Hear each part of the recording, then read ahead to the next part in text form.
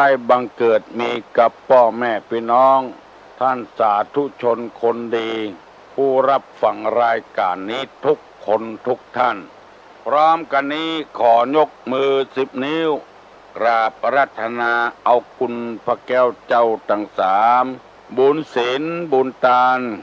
ที่ได้กระทำปั้มเป่งในอดีตและกำลังจะทำอยู่ปัจจุบันนี้เชื่อวัดเชื่อวาเชื่อบ้านเชื่อเมือง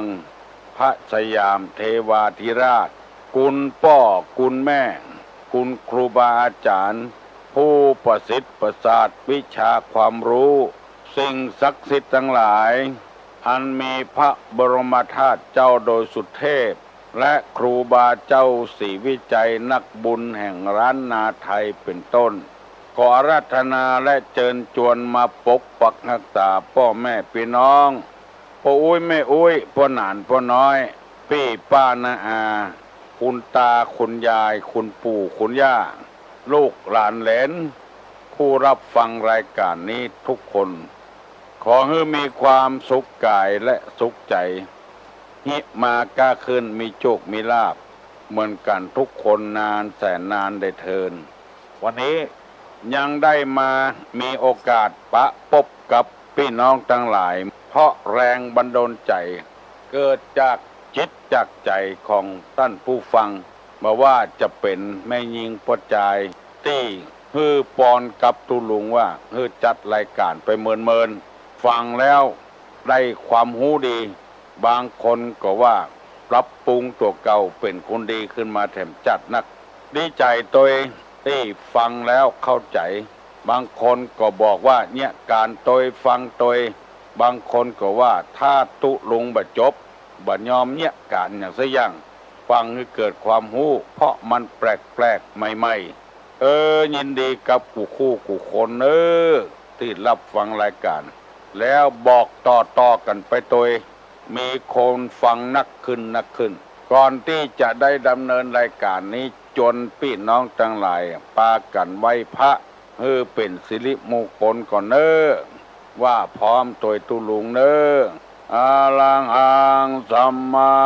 สัมพุทโธภควาพุทธังภควันตังอภิวาเทมิลาปลงสวากขาโตภควตาธัมโมธัมมังนัมมัสสามิลาภสุปฏิปันโนภควโตสาวกสังโฆสังฆังนะมามิลาภหันธรรมยังพุทธัสสะภควโตบุปาภคณะมะกะลังกะโลมะเสนะโมตัสสะภะคะวะโตอะระหะโตสัมมาสัมพุทธัสสะ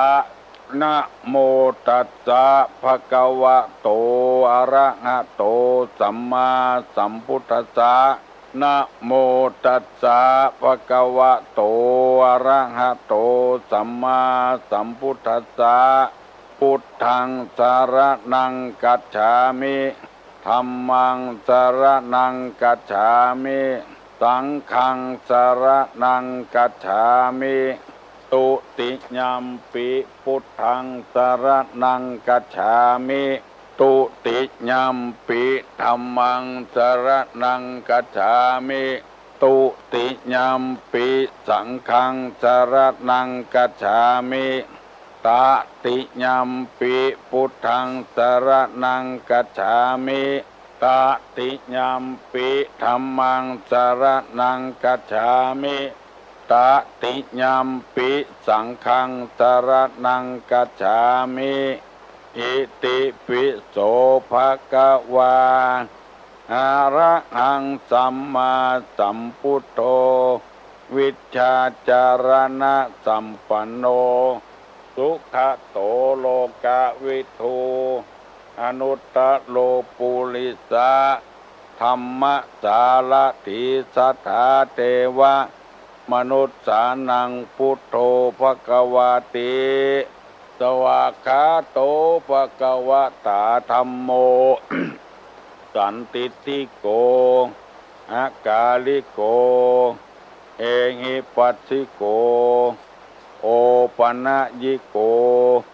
ปัจจัตตังเวทิตพโพวินโยหิติสุปฏิปันโนภะคะวะโตสาวกสังโฆอุจุปฏิปันโนภะคะวะโตสาวกสังโฆญาญาปฏิปันโนภะคะวะโตสาวกสังโฆสามิจิปฏิปันโนภะคะวะโตสาวกสังโฆญาติตังจัตตาลิปุริสายุคาเนหัตถะปุริสาปุคลาเอสาภะคะวะโตสาวกสังโฆอาหุไนโยปาหุไนโยตักขิไนโยอัญจลิกาละนิโยอนุตตะลังปุญญเขตังโลกัสสาติกราบหนึ่งกราบสองกราบสามต่อไปนี้ตั้งใจฟังดีๆเนอะจะได้นำเอาคำสั่งคำสอนในทางพระพุทธศาสนาและเอากรรมบักเก่าโบราณที่เปิ้นว่าไว้แล้วเอามาก้อนไกเป็นคำสั่งคำสอน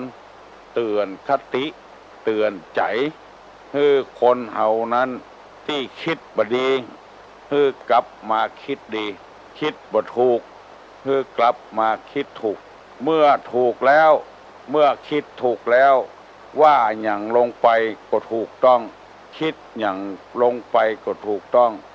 ถ้าคิดบ่ดีแล้วคิดบ่ถูกแล้วว่าอย่างลงไปก็บ่ถูกผิดอกผิดใจคนอื่นคิดอย่างก็บ่ถูกคิดที่จะลบล้างคิดที่จะลบหลู่คิดที่จะเอาได้คนเดียวบ่ฮื้อไผเอาดีคนเดียวจะทำให้ตัวเองก็เดือดร้อนคนอยู่ใกล้ๆก็เดือดร้อนเพราะสังคมคนนี้มีพระธรรมคำสอนมีวัฒนธรรมประเพณีที่มันเหมือนกันนะเป็นเชือกผูกมัดถ้าบ่มีวัฒนธรรมประเพณีพระธรรมคำสอนนี้มันจะแตกไปคนที่คนต่างทำบ่เหมือนกัน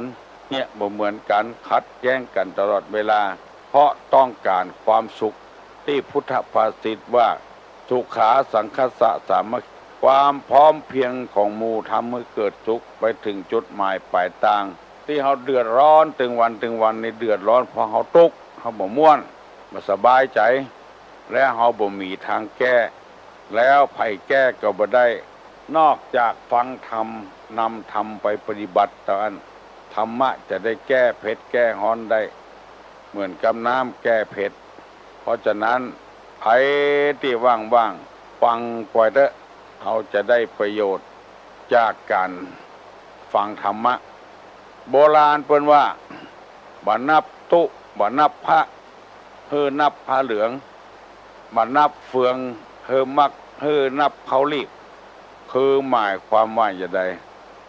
ผู้เจ้าทำบ่ดีแล้วเฮาบ่ชอบถ้าเฮาบ่นับบ่ถือแล้ว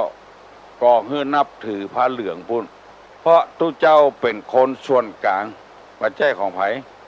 คนที่เคารพนับถือยังมีอยู่บ่ใช่ก็เฮาคนเดียวถ้าเฮาบ่นับคนก็เฮือนับผ้าเหลืองพุ่นเพราะยังเป็นสัญลักษณ์ว่าเป็นชุดผ้าคุยจุดชุดปริญญาหั่นผ้าเหลืองแล้วก็บ่ใช่มันชั่วเหี่ยบ่ตกบ่เสี่ยงที่ดีก็มีถ้าบ่นับเฟืองที่เอางัวควายกินนี่ก็คือนับเม็ดข้าวเพราะเม็ดข้าวยังติดเฟืองอยู่แล้วเขาจะได้สบายใจถ้าบ่นับบ่ถือบ่ตกบ่เสี่ยงนี่มันบ่สบายใจบางทีก็เป็นสาธุเจ้าไปทำมือคนบ่เคารพนับถือบ่มีอันยังตามสัญญาตามที่ตกลงกันไว้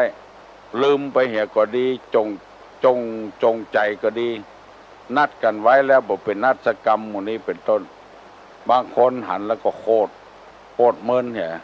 ไป พิ่นว่าจะไปขอดกรรมขอดเวรขอดผูกกันอย่างไว้มันบ่ดีถ้าบ่นับถือก็ให้นับผ้าเหลืองนี่มันบ่แยะอย่างไผเป็นตาคนเอามานุ่งบ่ได้เป็นคนทำถ้าเฮาบ่นับถือนับผ้าเหลืองนับอย่างใดอย่างหนึ่งอย่างที่เขาว่าลูกสาวมันดังไฟนึ่งเข้าไฟลุกลงไปไหม้ข่าที่เอาย่างจีนบนเตาไฟโอเลมังเลละวันพูกบ่ดังไฟอีน้ำเหลือไฟไหม้ข่าเมียมันก็ว่าโอ้แล้วจะเอาไฟน่ะมานึ่งข้าวหุงเอากะเนี่ยมันก็หุงข้าวก่อนนึ่งเหมือนกันนะใจไฟเหมือนกันนะบ่ฮือดังไฟจะได้บ่นับไฟก็ฮือนับหลัวบ่นับหลวกบ่นับผัวก็ฮือนับเมียบ่นับเมียก็ฮือนับเข้าเมียนี่ก็ลองเข้านะบ่นับตู้เจ้าก็ฮือนับผ้าเหลืองบ่นับเฟืองก็นับเขารีบเขาเต้งอันนี้นำมาเสนอพี่น้องทั้งหลายผ้าเหลืองยังศักดิ์สิทธิ์อยู่เป็นผ้าที่พระพุทธเจ้าพระราชทานให้อนุมัติให้นุ่งสีเหลืองสีขาวนี่ยังปันเปื้อนสีอย่างอื่นยังเป็นพิษเป็นภัยอยู่สีแดงสมัยแดงแก่แน่ไปเลยยวนหูยวนตาสีเหลืองนี่เป็นสีที่ว่าชุดฉาดเกินไปนุ่งได้ไปได้สากลสีขี้ม้าอย่างนี้เป็นต้นต่อไปนี้เนอะวันนี้ตูลุงจะได้นำเอากรรมที่ว่าแม่ยิงที่ผัวจ้างละนั้นเพราะอะไรอย่างเอาละผัวขี้ละเป็นหูกี่ผัวบุญพ่อจายบวช3 เตื้อแม่ยิงเอาผัว3 คนถึงจะเอาคนต่างวาละเอาละเพราะอะไรอย่างเพราะมันเป็นคนจะอีพ่อจายอยู่โดยบ่ได้งามปันใดก็อยู่บ่ได้มึงละกูอย่างก็มึงบ่ดีมึงบุกกูอย่างมึงบ่ดียังบ่ละมึงงามมึงงามยังบ่ละเหรอมึงงามมึงรามกูเนี่ยกูอย่างก็มึงบ่ดีว่าไปว่ามาวันค่ำคืนหุ่งแม่ยิงที่ผัวจ้างละนั้น1ชอบเถียงชอบทะเลาะวิวาทจำไว้เด้อถ้าไผกลัวผัวละนะชอบทะเลาะวิวาทอันเนี้ย ข้อ2ชอบพูดจาหยาบหยาบคายก็ได้หยาบหยามก็ได้3เห็นแก่ได้จนออกนอกหน้าชอบกินจุกกินจิกกินจุกจิก5กินข้าวก่อนผัวกินอาหารก่อนสามี6ชอบอยู่บ้านคนอื่นบ้านตัวบ่อยู่บ้านคนอื่น6ข้อนี้จ้างถูกผัวละแม่ยิงคนใดหู้ว่ามี6ข้ออย่างใดอย่างหนึ่งก็ฮื้อพยายามแก้ไขแก้ตัวเหี้ยบอกว่าไม่ยิงบอกว่าประจายเอากันง่ายๆเอาประจายก็เหมือนกันที่ไม่ยิงจังละก็เพราะอย่างเงี้ย1ชอบทะเลาะวิวาท2ชอบพูดจาหยาบหยาม3เห็นแก่ได้จนออกหน้า4ชอบกินจุกจิก5กินอาหารก่อนสามี6ชอบอยู่บ้านคนอื่นปอดจายถ้าเป็นอย่างอี้ก็ไม่ยิงจังละมาอยู่ตัวแม่ยิงถ้าเป็นอย่างอี้ก็ปอดจายจังละทิ้งเตื้อเอาลูกไว้ฮื้อเป็น3 คน4 คนเลี้ยงบ่แปะเอาไปฮื้อแม่เลี้ยงพ่อเลี้ยงตัวแถมถูกมันต้องมีมูลเหตุสาเหตุที่เอานำมาเสนอนี้ก็บ่ใช่ว่าฮื้อไผสักคนเนอะนำมาเสนอไปอย่างนั้นนะถูกตัดไผก็ฮื้อพยายามแก้ไขเหียบ่ถูกก็แล้วไปปี้หูปี้ปองน้องหูน้องกาวช่วยกันตักเตือนไปอย่างเงี้ยถึงวันเพราะมันเป็นหน้าที่ของพระสงฆ์พระเจ้าที่อยู่ในวัดในวาวัดใจทั้ง4กินของเปิ้นใจของเปิ้น1อาหาร2ผ้านุ่งห่ม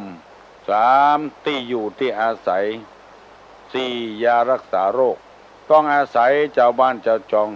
กินของเปิ้นไปถึงวันแล้วบ่ได้ทรายบ่ได้แตนเปิ้นโบราณเพิ่นว่าเป็นขี้เปอะปอกหางหมูเป็นหนี้เป็นศีลเปิ้นเหมือนหอยติดเค็ดจนยกบ่ออกห ห่างหมู่จนต้วงบ่ได้ เป็นหนี้ทางบาปทางกรรมเมื่อมีหน้าที่ก็จำเป็นจะต้องปฏิบัติตามหน้าที่แก้ประเหียเป็นวันคนใดกึดใจได้ก็เอาไปปฏิบัติแก้ไขปรับปรุงนิสัยมีหลายคนบอกว่าปรับปรุงนิสัยตัวเก่าจนดีขึ้นมาหลายตี้ละ หลายอย่างละบัดนี้จะขอเมตตาเวลาอธิบายให้ฟังชอบทะเลาะวิวาทคือไม่เจตนาบดีชอบก่อเรื่องขึ้นมาจะมาพิษมาเถียงกันคนเฮาถ้าพิษกันตึงวันบ่อยเข้ามันก็เบื่อกันมันมีความสุขไปที่ไหนมาแป๊ดเวลาน้อยก็เจตนาบดีด่าเอาไก่วอกไก่ก้างนี่ข้ามมาบ่เขาเล่าเขาหลองหากเลือกก็เล่าน่ะเนี่ยชอบหาเรื่องตึงวันที่จะพิษหัวกันชอบทะเลาะเบาแวงอู้กันดีกรรมเดียวสองกรรมเดียวพิษหัวกันละอันเนี้ยเป็นเหตุฮือจ้างละกันผัวละเมียละผัวอันละกันนี่ละได้เนี่ยลูกที่เฮามันสร้างขึ้นมาแล้วอย่างเงี้ยจะได้บ่มีที่จังที่เปิ้งบ่มีที่อบที่อุ่นไม่ยิงบางคนก็ดีหยาบนั้นนะผัวหาเรื่องก็มาหาเรื่องใส่ผัวพอใจบางคนก็ดีเมียหาเรื่องทะเลาะเบาแวงก็อดเอากันต่างคนต่างทะเลาะเบาแวงกันเถียงกันนี่มันบ่ม่วนบางคนจะบ่ฆ่าตัวตายหาความสุขบ่ได้เจ้าก็เถียงกันทะเลาะกันค่ำก็ทะเลาะกันกลางวันก็ทะเลาะกันแกงเผ็ดก็เดือดแกงเค็มก็เดือดคนเนี่ยคือกินหิมตายเข้าหม้อนึ่งเตาไฟมันฮ้อนกินข้าวคาบใดถ้าบัดติตึงจะตายละแกงวันนี้เค็มแกงวันนี้เผ็ดผักขี้เหล็กขมก็ไปเนี่ยใดคือผักขี้เหล็กมันหวานมันตึงขมอยู่หั่นแล้วโจมอยู่คาบเข้าอันเนี้ยจังเนี่ยคือพิษหัวกันเทียงหัวกันแล้วก็เลิกละกันฟังดีๆเนอะพวกออกไม่ออกตู้ลุงบ่ได้ว่าคือไผเนอะว่าคือมันสาเหตุมูลเหตุจังพิษจังละกันมันนี่เอี้ยทะเลาะกันไม่ยิงก็ล้ำไปแกงคาบใดก็เค็มติ๊กๆตอนผัวว่าเขาใส่เกลือ2 เม็ดยังเค็มอยู่ที่เขาว่าเมื่อใดก็แกงเค็มแถมวันก็เค็มอย่างเก่านะแต่งว่าโอ้วันนี้จางเกลือได้หรอโอ้ถ้าใส่เป็นกำบุญยังจางอยู่บอกกอกโจดหัวคำกันโตคือมึงใส่หาป้อมีนักล้ำเหลือมูนี้เป็นต้น2ชอบพูดจาหยาบหยามอู้กำหยาบกำไตสิ้นไตเสื้อกำบดีบดักแล้วก็หยามนี่ก็เหยียดหยามมึงมีอะไรอย่างมาอยู่ด้วยกูเนี่ยเนี่ยก้อนหูอย่างอี้เปิ้นไปเอาอย่าใดหยาบหยามกันมีกระผ้าติดเนื้อเสื้อที่ตัวมาอยู่ด้วยกูเนี่ยหยาบตัวหยามตัวเนี่ยจะไปว่าเนอพอออกไม่ออกคนใดดูแควนผัวดูแควนเมียก็เฮือย่างเหี้ยการไทยหูอย่างอี้มันไปเอาอย่าใดบ่มีอย่างก็จ้างเตอะก็เฮาจะเอาเปิ้นน่ะ ไผห้ามก็บ่ฟังอ่ะก็หูว่ามันบ่มีอย่างก็ไปเอามันนี่หยังบ่ว่าปวดใจบ่ว่ามียิงมีกระผ้าติดเนื้อเสื้อติดตัวตอนผิดอย่างมาเอาอย่างแล้วพูดหยาบตัวหยามตัวดูแควนพ่อเปิ้นแม่เปิ้นพี่น้องเปิ้นก็เป็นคนเฮาก็เป็นคนเฮาถูกหยาบยามเฮาก็บ่ชอบข้อ2เด้อตุลุงอธิบายให้ฟังเป็นอย่างนี้อย่างเงี้ยข้อที่3เห็นแก่ได้จนออกหน้าออกตาอันยังก็จะเอาเป็นส่วนตัวเปิ้นว่าหน้าเงินหน้าเลือดผัวได้พ่องเมียได้พ่องเงินมีที่ไหนคนประตบประเสียงเงินนี่มันจำเป็นนู่บางคนก็บังคับผัวเนี่ยมันอยู่บ่ม่วนเอาผัวไปเนี่ยการวันเสาร์วะละไปเกิดเพิ่นขายของถูกซื้อมาจะมาขายได้กำไรไม่ได้ขายแล้วไม่ได้กำไรลูกไปบังคับกันละอ่อนก็จ้างเด้อให้วายสตางค์จ้งให้มันยังดักปิ้งไม่ยิงที่ผัวจังละก็เนี่ยไปบังคับพับสตางค์ใส่ในถุงเสื้ออย่าง50 บาทวันค่ำน้ำก็มีหั่นแกงก็มีหั่นข้าวก็มีหั่นแกได้จนออกหน้าออกตาเกินไปบอกว่าไอ้ยังเครื่องประดับตัวก็มีอยู่แล้วจะพอใจพ่องจะซื้อนาฬิกาสักเรือนมาใส่ก็ไปใส่เพื่อนตัวนี่สายสร้อยสายคอซื้อมาติ๊กแหวนกันอย่างกา ผัวบ่ได้ตะแล้วตบได้แต่งเมื่อใดก็นุ่งเตี่ยวปูดโก้น บ่ได้นุ่งดีกับเพื่อนเตื้อ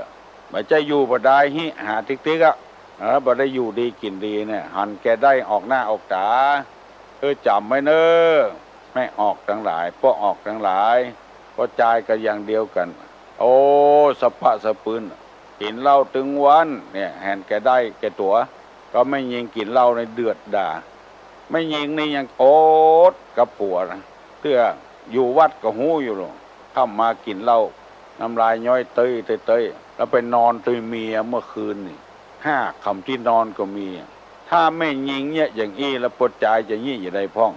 ไปที่เพิ่นออกสุดถึงคืนเนี่ยไม่ยิงเนี่ยอย่างอี้ปวดใจก็เบื่อเหมือนกัน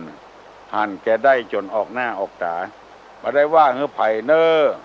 จะไปโกรธไปเกลียดหรือตุลุงเนอจะไปมีอคติอย่างกับตุลุงเนอตุลุงมีหน้าที่อย่างเอี้ยคำสอนนี้ก็ไม่ใช่คำสอนของตุลุงคำสอนของในพระพุทธศาสนาเพื่อนเอามาก้อนมาไกลจากภาษาบาลีมาเป็นคำไทยฟังง่ายเข้าใจง่ายคนเอามีอคติต่อกันนี่บ่ม่วนโปรดให้ทุเจ้าโดยทุเจ้าบ่มีความผิดยังบาปเนอจะไปโกรธไปเกลียดไปมีคติอย่างตุลุงเนอเอามาเสนอให้ฟังบ่ได้บ่ฟังก็แล้วไปข้อ4ชอบกินจุกกินจิกบ่เป็นคาบบ่เป็นมื้อมักง่ายใจง่ายชอบจุกจิกก็ดีกินจุกกินจิกก็ดีบ่มีสาระบ่มีประโยชน์อันนี้บ่มีคำสอนเท่าใดชอบกินจุกกินจิกนี่ข้อ5กินอาหารก่อนกันก่อนโดยเฉพาะอย่างยิ่งก็คือไม่ออกไม่ยิงเนี่ยกินก่อนผัวลักซ่อนบ่ฮื้อผัวได้กินบ่ฮื้อพ่อฮื้อแม่ได้กินลักกินก่อนซ่อนกินลุนฮักผัวลำไปพ่อแม่บ่ได้กินลักซ่อนไว้ฮื้อผัวฮักพี่ฮักน้องเกินไปมีไอ้หยังเพิ่นมาเอี่ยวมาแหวงพี่น้องทั้งพ่อทั้งแม่มาเอี่ยวมาแหวงเอาลักฮื้อพี่น้องทั้งพ่อทั้งตัวหัวหมูสึกหูมาลุนก็ผิดหัวกันละอันนี้เพื่อห้องว่ากินก้อนกันกินโดยกันนั้นมีก็เสี่ยงไปแล้วก็แล้วไปหมดก็หมดไปมันแจ้งต่อไฟมันใส่ต่อน้ำอันข้อที่6ข้อสุดท้ายนี่ชอบอยู่บ้านคนอื่นบ้านตัวบ่อยู่กินเข้าไงแล้วก็ไปบ้านคนอื่นแจ้งบ่แจ้งก็ไปบ้านคนอื่นแจ้อยู่บ้านคนอื่นวันค่ำบ้านตัวนี่บ่อยู่ผ้าเต็มกระมังบ่ซักไปแจ้บ้านเปิ้นปุ่นเล่าขวัญเปิ้นถ้วยจอนแจ้น้ำอยู่หั่น2 วัน3 วันละบ่ล้างบ่ถูบ่ล้างบ่ตากห่อเฮือน6ลุงลังบ่เจ็ดบ่ถูบ่กวาดบ่เพี้ยวไปแจ้อยู่บ้านเปิ้นปุ่นห้องเมื่อใดก็มีบ้านเปิ้นพวกบ้านตัวบ่อยู่อันนี้เปิ้นห้องกันว่าไม่ยิงที่ผัวจังละก็จ่ายที่เมียจังละเป็นคนอย่างเงี้ยมาฮื้อความอบอุ่นภายในครอบครัวยังมีธรรมโนกรรมบักเก่าพูดว่าไม่ยิงไม่ยังไม่กลางไก่หัวไม่หัวไก่คมไม่จมภาวนาแม่กะลาก้นหัวอย่างวันเนี้ยกรรมอย่างทุลุงคันลืมไปละนำมาเสนอให้พี่น้องทั้งหลายได้ฟังมีหลายคนว่าโอ้ฟังวันใดก็ม่วนเข้มข้นคือติ๊กถูกแตะดีแตะทุลุงก็ยินดีโตยเพื่อจะให้ได้พโยชนะในการฟังหูนี่มีหน้าที่ฟังเนาะฟังแล้วเอากำหูมาใส่อกใส่ใจเนาะตาก็มีหน้าที่พอลูกเอาหูเข้าไปพอกับหูเรื่องต้องเอาตานั่นน่ะเพิ่นฮ้องว่าอินทรีย์5ตาหูจมูกลิ้นกายใจนั่นว่าอินทรีย์แปลว่าความเป็นใหญ่ตามีหน้าที่พออย่างเดียวเอาฟังกับหูเอาตาไปฟังกับเอาตาไปดมกับหูเรื่องต้องเอาตาไปพอถึงจะหูเรื่องเป็นมีความเป็นใหญ่ในการพอตุลุงเต้นี่ปากมีในการอู้ก็มีหน้าที่การอู้มีความเป็นใหญ่ในการอู้มีการพูดถ้าไปพูดเท็จพูดส่อเสียดพูดคำหยาบพูดเพ้อเจ้อก็มามีไผฟังแล้วก็บ่หูเรื่องเป็นชั่วโมงเอาเวลาไปขว้างเอาเวลาไปตุ่มอย่าบ่ได้ธรรมะธรรมโมนี่มันฟังไปติ๊กมันก็ม่วนติ๊กบ่ใช่ว่าไปปั้มเปงอย่างเดียวปากก็พ่อยไปบ่ได้ จำไว้เนอะพอออกไม่ออกพี่น้องทั้งหลายคนที่จังละกันหนึ่งชอบทะเลาะวิวาทสองพูดจาหยาบหยามสามเห็นแก่ได้จนออกหน้าออกตาสี่ชอบกินจุกกินจิกห้ากินอาหารก่อนผัวหกชอบอยู่บ้านคนอื่นไผมีนิสัยจิตใจเป็นอย่างอี้มาเมินมาแล้วก็พยายามลดเตือข้อเอาจนจบถึง5 ข้อเนี่ย6 ข้อเนี่ยหนึ่งไปชอบเถียงกัน อยู่ปัวไผ่ปัวมันจะไปเปิดเสื้อหรือเปิดหันหลังเมื่อยามมีกลิ่นนี่ อู้กันลงทรงกันพอแค่หัวแฮะพร้อมมีเข้ามาแล้วพิษหัวกันอันเนี้ยเปิดเสื้อคือเปิดหันหลังพอคู่นี้เรามีสตางค์แล้วนั่นพิษหัวกันถึงวันนี่พูดดูแควนหัวมีกินบ่มีกินก็บัดทะเลาะสองจะไปอู้หยาบยามไปดูแควนน้ำใจกันคนมันฟังกันได้มันหูเรื่องให้อย่าไปว่ากันอย่างงัวอย่างควายเนี่ยงัวควายบางทีมันอาจจะหูเหมือนกันมันปากบ่ได้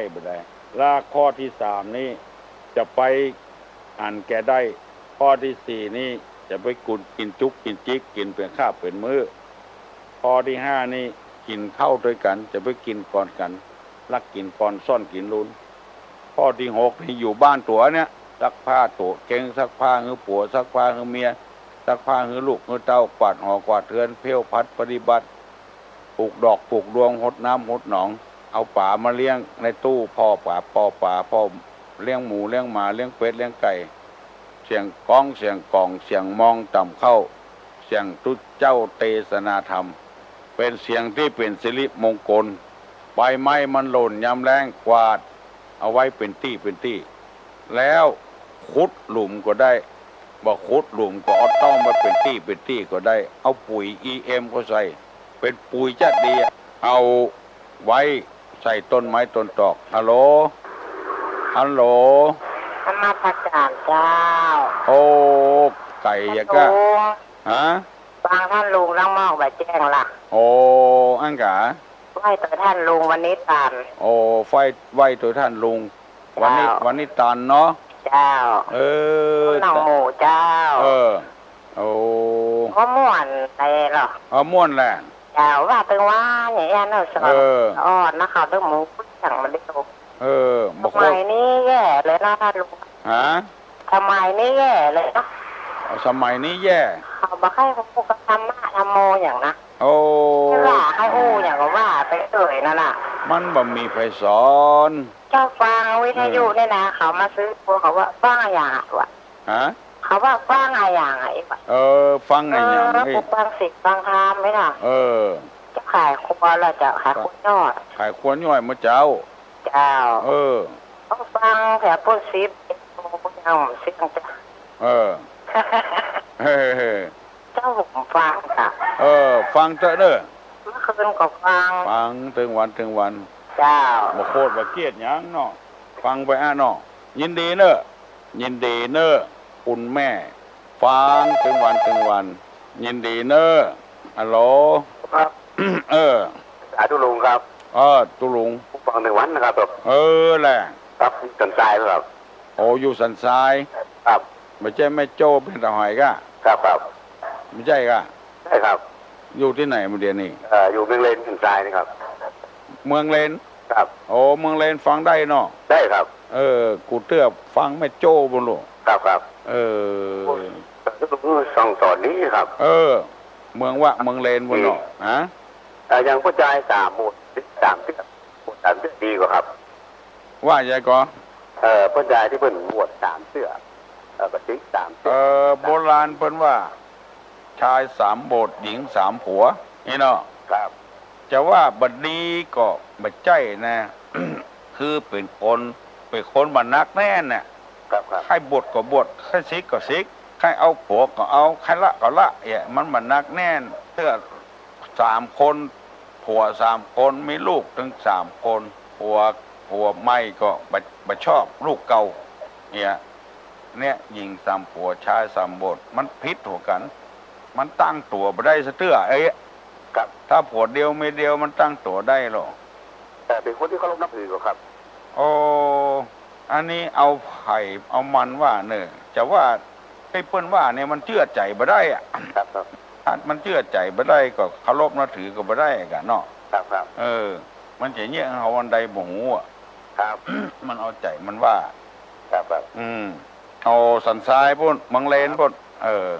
แต่ภาษาดูนะครับ ฟังถึงวันแหละ มาหนึ่งวันครับ เข้าใจดีเนาะ ครับ ยินดีเนอะบุญรักษาเนอะ ครับครับ ครับบดี ชาย3 โบสถ์หญิง3 ผัว มันไว้ใจบ่แค่ได้มันเอาใจว่าบวชนี่ไปใจเสี่ยงน้อยๆเตื้อหนึ่งบ่เดียวนี่ยังแควนน้อยเนอะบวชละดูร้อนบ่ได้เสี่ยงอย่างเพราะอย่างแต่ก่อนนี่เปิ้นดาปล่อยโลกแป่งปล่อยแป่งลามกันโอ้ขอโทษเถอะล้มหมูล้มควายกัน ไปบวชหลายเตื้อลำไปไว้ใจก็บ่ค่อยได้ตู้เจ้าก็เหมือนกันนะถ้าเป็นตู้หลวงหลายที่ลำไปก็มันมิ่งมากับไปมิ่งมากับไป มันมีเวลาตั้งเนื้อตั้งตัวไผ่จำได้พ่องไม่ยิงก็ดีปดใจก็ดีจังละกันเพราะเหตุ6 อย่างไผ่จำได้พ่องลองตอบตู้ลุงมาหรอฮัลโหล เจ้านมัสการเจ้า จำได้วะหา ได้กับเจ้า หนึ่ง ชอบทะเลาะวิวาทเจ้า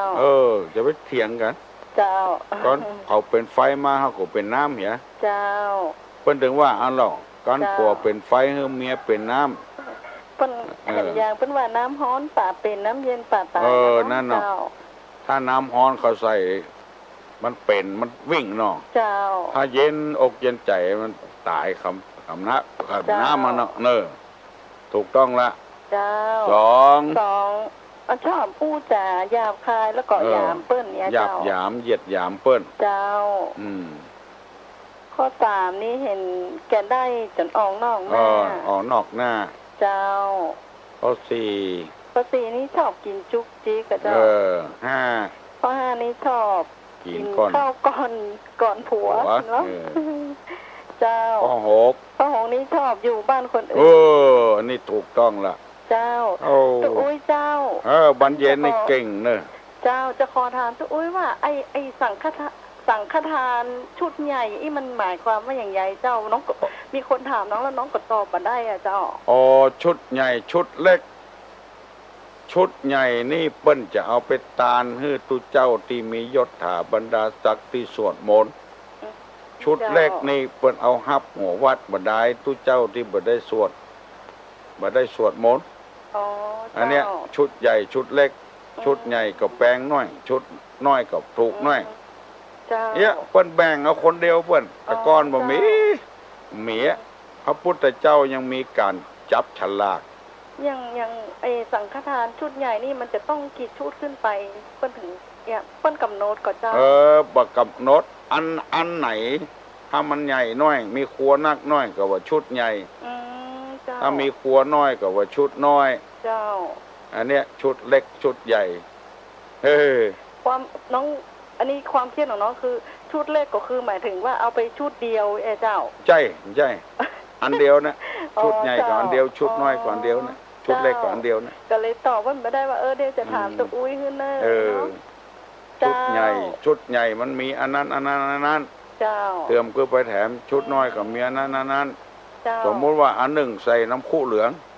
อันหนึ่งห่อจุกเนี่ยห่อจุกกับชุดเล็กเข้าใจแล้วเนาะเจ้าขอบคุณตัวอุ้ยนักเจ้าเจริญพรเนอบุญรักษาเนอน้องบรรเย็นเก่งมาตลอดเวลาตอบได้ถึง6 ข้อให้ระวังให้รักษาไว้คนเฮาเนี่ยมันทะเลาะเบาะแว้งกันเนี่ยเหมือนกับเขาไปต้องสะดุดอ่ะแทนที่เขาจะเตียว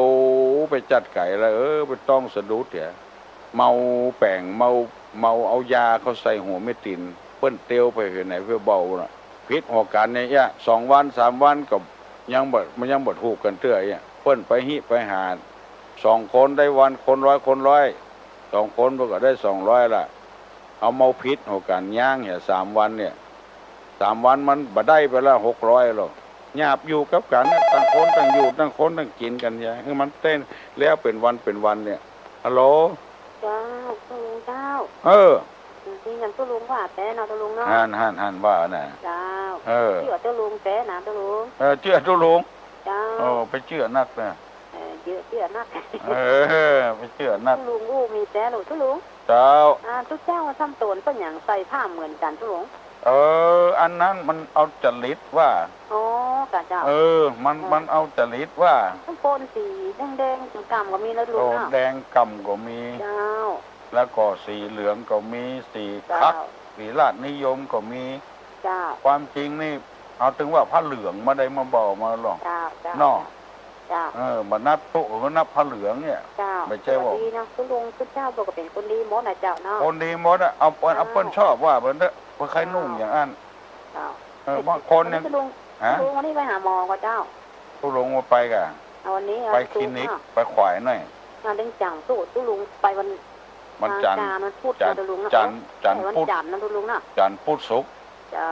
จันทร์พุธศุกร์ ตุลุงแทนนั่นอันเสียงตุลุงดีแล้วลุง อันกะ เจ้า เออ วันนี้นี่เสียงตุลุงมาออกถ้าตุลุงได้ อ๋อแล้วบอกออกวันเดียวบ่ได้ เจ้า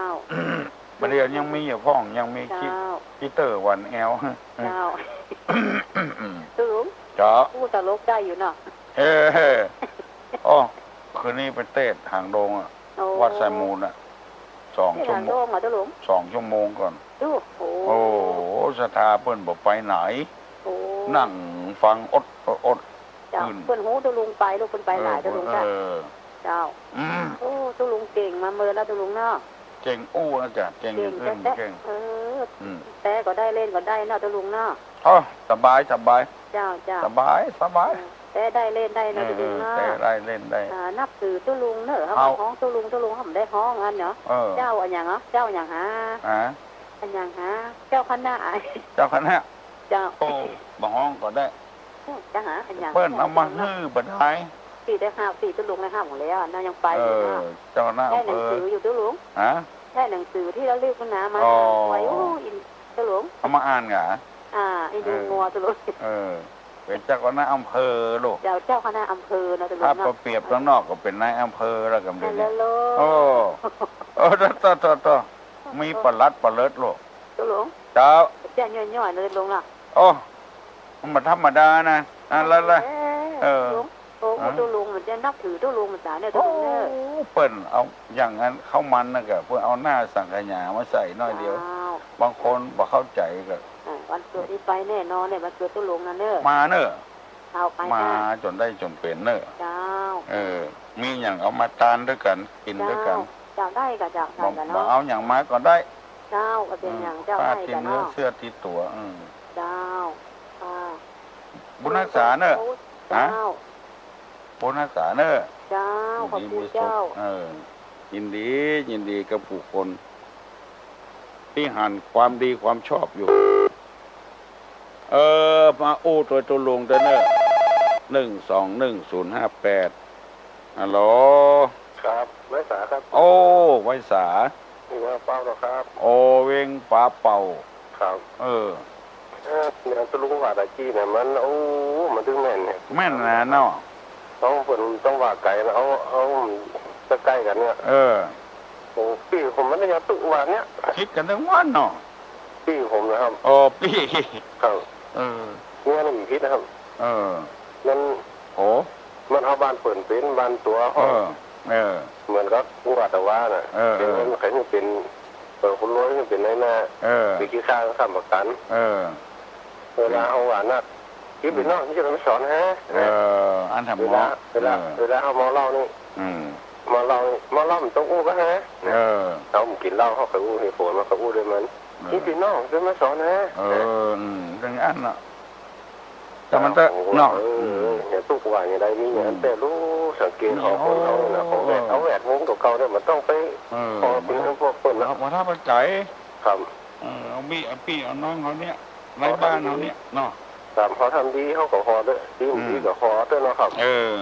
นี่ยโอ้ผมก็สอนน้ำเสี่ยผมก็ไปหาตุหาพระไปเลยมาติผมไปหูไปหาว่าผมไปสอนนั่นเลยพี่น้องไปสอนฮะพวกนั้นลึงเนี่ยดูครับลึงเนาะเอาหัวกับยาตัวนะเอาละนั่นอันนี้มันได้เล่าพี่น้องกันนะอันนี้ฟังความจริงเนี่ยครับมันไม่ได้ตั้งเนื้อตั้งตัวลูกเนาะ ครับเพราะอย่างมีกิ่งนั่นแหละโอ้ละกับพอเห็นละครับ อย่างเขาสารปุ๋ยไปแล้วสักเตือ ครับ เหี้ยมันได้เม้มสักเตือเนาะ ครับ มันได้ใจสักเตือ ครับก็ผมไม่ด้วยยืดกันมา อืม เนี่ยมันจะด้วยไป เอาแต่นะอย่างก็รู้ว่า เนาะครับตัวครับแต่ผมว่าโอ้ตู้ผมฟังตึงวันนะครับฟังตู้ตึงวันนะครับแต่ผมโทรมาตามมาได้ครับฟังตึงวันนะครับไว้ผ่าตัวครับเวียงเป้าเนาะครับสถาบันอย่างบ้านตรงห้าครับอ๋อสถาตรงห้าไปจ้ะผมจำได้เนี่ยผมเป็นร้อนก็อย่างเงี้ยตู้ได้ไปเตะครั้งนึงนะครับตรงห้าตำบลอย่างเป็นคดีเรื่องเป้าอ๋อสันสลีไปกะเรื่องเป้าครับหนาวขอบคุณครับผมเมื่อเจ้านี่หนาวอยู่เนาะคุณเวงเนาะครับบอกให้มันดีครับให้มันดีเนาะครับเมื่อวันฮ้อนแต่ครับบุญรักษาเนอะครับขอบคุณครับผมเอาวันนี้ไก่เนอะเวียงปะเป้าเบิ่งก่อนไปตังดีให้ไปผ่าวีงิ้วเท่าไปเวียงปะเป้าให้ไปงิ้วเท่าผ่าวีอ๋อนมัสการเจ้าตุลุงโอ้นั่นมีใครถามด้วยเจ้าอะไรถามอะไรโทรมาถามมาเดี๋ยวนะเจ้าเดี๋ยวพ่ออู้นะเจ้านี่พ่ออู้อ่ะเจ้าฮัลโหลภาษาตุลุงครับครับเอาป่ออันนี้เคยถามมันทางตุลุงเป็นว่าเฮียนมันมี2 จานนะครับแล้วก็ตัวตำบลนั้นขายไปเนี่ยแล้วก็เหลียทั้งลุ่ม อันนี้เขาจะเอาคือเอาแปะเอาก่อนนั่นไปใช่ให้จะได้ก่อเพื่อนหลังเดียวมันเป็นอย่างเนอะเพื่อนหลังเดียวได้หลังเดียวได้ถ้าหลายหลังนี่หลายหลังนี่หมายความว่าเอาที่อื่นมาเปาะนี่บดีครับถ้าหลังเดียวกว่านั้นมันเป็นอย่างเนอะครับแต่ได้ก็ว่าถ้าว่าจะไปบุกชาวปูนนั้นเตะตรงปืนนั้นแล้วก็แปลงให้ไหมมันก็จะชิ้นเตียงนั่งลงไปแจ้กะผมก็คิดว่ามันดีแล้วนะนี่ก็ดีแล้วนะพ่อก็ว่ามันจะเป็นเฮียน2 หลังไป2 หลังจะได้หลังเดียวเขาเตะอันที่มันเป็นอุบัติเหตุอุบัติภัยจังไรทั้งหลายขว้างไปแล้วลูกแม่นกะเอาหลังบนมันเป็นไม้เอาขายเพื่อนเนี่ยครับแล้วเอาหลังนอนชั้นเดียวเนาะครับได้กะเนาะถ้าอย่าไปเอาทางอื่นมาเปาะเนอะก่อนที่อื่นหลังอื่นมาเปาะบ่ได้เพิ่นว่าเตจานหานเฮือนเพิ่นว่าบ่ดีเอาเฮือนหลังเดียวเอามาเปาะกันเป็น2 หลังมาเปาะเป็นหลังเดียวเอาลูกที่อื่นมาบ่ดีแล้วก็เฮือน2 หลังแฝกันแล้วขายอย่างหลังมันนี่ก็เฉาอย่างเดียวเขาจะบุกเฉาขว้างผมจะได้จะได้มันกะแปลงจันเดียวบนเนาะไม้ไม่ใช่ฮันยากับแปลงอันจันเดียวฮันยาสบายแล้วหรอขึ้นง่ายลงง่ายเนาะครับดีกะดีบ่เป็นอย่างเนอะมาคิดประจ้าอย่างบัดถ้าฟังกับไผฟังกับตุลุงคนเดียวพอที่ไหนเนี่ยอันนี้ไม่แจ่มนะครับไม่แจ่มมุ้งนะนักแกได้ต้องไม่แจ่มนะผมก็พ่อก็แกว้งกันนั่งเฉยผมยังมีหมอมั่นใจว่าจะถามโทรถามตู้ลุงแล้วว่าเป็นถือฮีดเก่าฮีดเดิมนักทางไก่เอาทางนี้บริเวณอย่างละเอากันไว้อาทิตย์ก่อนนะ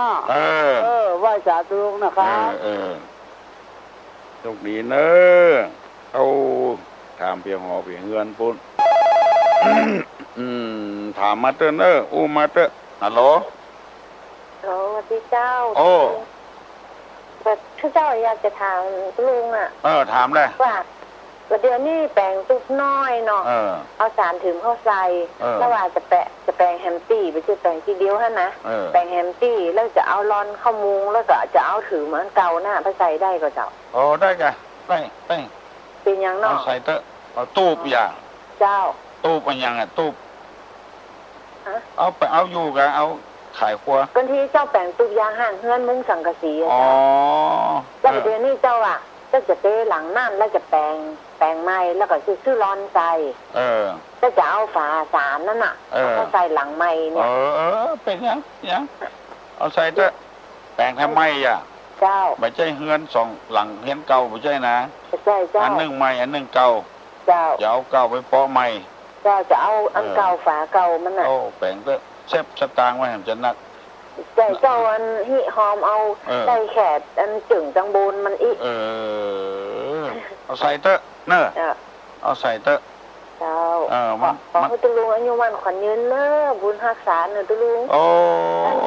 ตุลุงอู้มานี่นะมันอย่างมันแน่นอกแน่นใจนะเจ้ามันมีอย่างกระตุลุงอู้แต่แก่ตุลุงเตยเจ้ามันจึงมาเอาอย่างเอาการอย่างแต่มีลูกเป็น4เป็น5หนังจุบุรีหมกชวนเอาอย่างกับว่าเอาอ่ะแล้วก็ใครได้ใครมีก็เปิดแล้วแบบนี้ว่ะไปได้ยังไงโอ้ตุลุงเต็มอกเต็มใจกำสอนตุลุงแต่นึกฟังกูเจ้าว่ะเจ้าเนี่ยมันเป็นกรรมของเปิ้ลนะแล้วก็ตุลุงเอามาอู้ต่อแถมโอ้มันจำมันนักแน่นดีอ่ะมันได้กระจายโอ้โหนักแน่นดีเนาะนักแน่นดีโอ้มันอย่างมาม่วนอกม่วนใจฟังตุลุงกูเจ้าอ่ะฟังทั้งวันเนี่ยฟังทั้งวันกูเจ้าหนังอันภูเขาพนมมือโอ้โหว่าไอ้ตัวถ้าจบก็จ้าถูกมึงจ้างมึงตูเนาะขอคือตุลุงอยู่กินอยู่ตานไปเมื่อนี่นะเดี๋ยวนี้ยังแควนนะเสียงใสมาล่ะเสียงดีนะก็เป็นห่วงตุลุงนะแม่นจ้ะกำไปเป็นนักก็เหมือนดูตุลุงจะอีทนะน่ะวันนี้เป่งว่ามาหลงเจ้าเป็นใจวันนี้ไปหงยาข่อยหน่อยแต่อีกก็น่าเจ้าอยู่ที่ไหนอ่ะสมเมิงนะเจ้าโอ้สมเมิงก็ได้ยินบ่เจ้าบ้านเป็นชอบกันนะเจ้าอันแหละบ้านห้วยคอกบ้านห้วยคอกนี่บ่ได้เจ้าเป็นชอบกันแหละเจ้าคนว่าโอ้อยู่ที่ไหนนี่ตู้เจ้าไหนนี่หรอคนว่านะตู้ลุงตู้จกแต่ก่อนเต้ตู้จกแต่ห้วยคอกเนี่ยเจ้าก็ซื้อตู้โจ๊กมาเปิดเนาะมันหนังฟังกันที่ไหนนี่อีโนบุญว่าตู้เจ้าตนเก่านะชอบใจกันฟังเนอะฟังถึงวันเนอะเอามาเปิดถึงวันไหนเราก็ว่านะอีกนะเจ้าตาเจ้าบุญรักษาสวัสดีเนอะเที่ยวสำเมิงพนเพียงห้อยคอกคุณบ้านปอกปงกวาวไปมาโมดอ่ะตำรวจทหารหลานคุยร้อนๆอ่ะฮัลโหลนั่นแหละโอ้มากินยุกินยาอย่างเงี้ยกินนักห่วงเนอะเมื่อปันหอมปันหายเนอะเจ้านอบัวปิ่มบัวป้ายใต้น้ำมาเนาะบอกเขานางแก้วนะตัวลุงว่านะต้องมีคนมิ่งให้ตัวลุงสักคนเนี่ยอย่าบอกมิ่งอ่ะเอากะปอดจายปอดจ้าปอดท่ากินกำเมียปอดตาเพียอุปิทะลิเอวกาดน้ำหยาดคองก้นน้ำต้นปอกปุดสูดขี้เหงื่อเดือดเหมือนผีป้ามาแล้วโอ้ฮันเจ็บแล้วต้องจำเนาะคำปากมีเหมือนผีสอนที่นอนหมดหางแห้งปล่อยมันกะที่ไหนฮะเกินพันแท้หางโดงแต่นอมาจัดการเจ้ายินดีเนอะเจ้าโทรมาตักตุลุงบ่ได้เจ้าโทรมาตักตุลุงบ่ได้มีทำก็หาถ้าบ่มีก็จะปันสินปันปอนนะเนอะว่า7 โมงแล้วพอทำสาย1210058บอกว่าใกล้บอกว่าไกลเอาแล้วสุดท้ายแล้วรุดไปเห็นแล้ว1210058ทำสายเดียวนะแล้วก็จะปันสินปันปอนด้วยกันละต่างคนต่างไปแยกเวียกแยกการเมื่อเราไปก็จะเสียเวลาฮัลโหลรักปิ้งเว้ยที่เล่ามานี่นะมาได้ว่าอย่างไผ่เนอะว่าไปตามน้ำตามพาดตามปัวนะเหมือนกับเพื่อนเอาเสื้อเอาผ้ามาขายเอาค่าได้เขาก็ซื้อเหียบอกค่าได้ก็แล้วไปเนอะฮัลโหลสวัสดีครับคุณลุงบ้านแล้วก็ซื้อร้องกับเข้าครับผม ยังมีไปหลงอยู่ครับมนว่ะทั้งวันพอดีย่างเหตุการณ์นะครับวันนี้ครับครับย่างเหตุการณ์ล่ะครับไหวพระตัวตุลุงเจ้าครับป้าวันหนึ่งเข่าปัญหาในตายใช่ครับผมฟังวันหนึ่งเข่าปวดแผลเข่าปวดไหเข่าอันทั้งวันมนก็ไปหลงครับผมนะครับตีละเกวียนก็ตีกันนี่ครับเม้นเนาะครับโอ้ดีแต่งหรอครับถึงจบเป็นลาบเป็นแล้วตุลุงไปง่ายครับไปหงยาจันพุธศุกร์3 วันครับผมอาทิตย์นี้4 วันก่อนได้อยู่3 วันเห็นแต่ฟอกเสียงใสวันเนี้ยวันนี้เสียงใสแล้วดีแต่เนาะครับฟังถึงวันครับฟังถึงวันนะครับลำบากใจบนเคียงตามฟังเราเนี่ยครับฟังบันเหนือบันไดนะครับลองของเข้าสวัสดีครับนะครับมาเยี่ยมมาตายเนาะครับผมยินดีเนอะครับคุณรักษาเนอะคุณรักษาอยู่ดีมีสุขอายุมั่นขวัญยืนขอคือปากันได้โจกได้ลาภผับแพ้ชนะข้าศึกจะรู้อยู่ดีมีสุขนิมากล้าขึ้นมีโจกไม่ลาภไปที่ใดก็คือเปิ้นฮักเปิ้นโหมเนอะอย่าเปิ้นฮือเปิ้นจังกาขายก็คือกาแม่นขายมันปลูกพักปลูกพัวก็คืองามงอกงามไปบุญได้ขึ้นได้ขายยกมือไหว้เนอะตุลงอย่าปั่นปอนนะตัปปีติโยวิวัจจันตุตัปปะโรโกวินาศตุมาเตภวะตุนตะลายุสุขีปีคายุโกภวะอภิวาทนะสีริสนิจังวุธาปจายโนจัตตาโลธรรมาวัฏันติอายุวันโนสุขังปลัง